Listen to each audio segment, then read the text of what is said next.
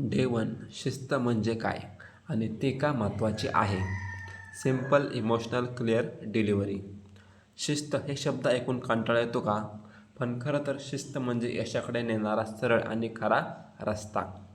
शिस्त म्हणजे रोज ठरलेल्या वेळेवर उठणं, कामाला वेळ देणं, प्रलोभनांपासून स्वतःला सावरणं. शिस्त म्हणजे बाहेरचं नियंत्रण नाही, तर आतून घेतलेली जबाबदारी.